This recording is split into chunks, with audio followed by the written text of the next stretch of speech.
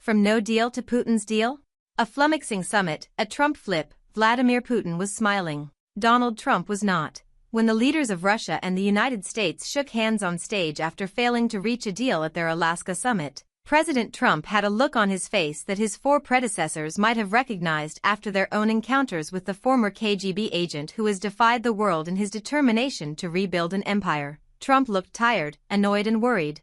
His path ahead so uncharted that he uncharacteristically refused to take a single question from the phalanx of reporters raising their hands in front of him. Putin, who had a small smile on his face, was relaxed enough to teasingly suggest they next meet in Moscow speaking in English, so no one would miss the point. Hours after Air Force One landed back in Washington, though, Trump seemed revived, embracing a new and entirely different plan for peace. He jettisoned what until 24 hours earlier had been his first priority and a strategy supported by Ukrainian President Volodymyr Zelensky and NATO allies. It was determined by all that the best way to end the horrific war between Russia and Ukraine is to go directly to a peace agreement, which would end the war, and not a mere ceasefire agreement, which oftentimes do not hold up, Trump said on the social media platform Truth Social.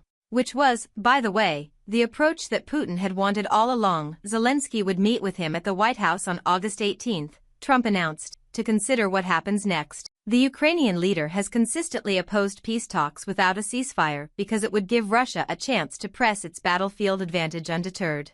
The fear among Ukraine's supporters is a replay of the last time the Ukrainian leader was in the Oval Office, in February. He was berated by the President and Vice President J.D. Vance for insufficient gratitude toward the United States for its help and for standing in the way of a peace agreement with Russia. Now it is really up to President Zelensky to get it done, Trump told Sean Hannity of Fox News after the summit. Then a three-way meeting with Putin could follow. For Putin, a limousine lift and a red carpet welcome. There's no wonder why Putin looked pleased in Alaska. The summit was a windfall for him, ending his isolation from the West since the Ukraine invasion with a red carpet welcome and a rare ride in the back seat of the armored presidential limousine.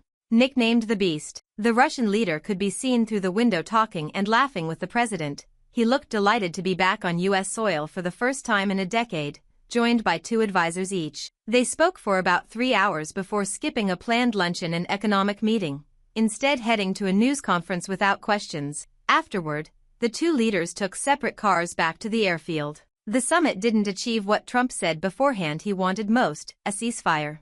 In their statements afterward, the word ceasefire wasn't mentioned. Trump also had set a series of deadlines for Russia to agree to progress or face secondary sanctions. The most recent deadline passed on August 8, the day they agreed to meet in Alaska.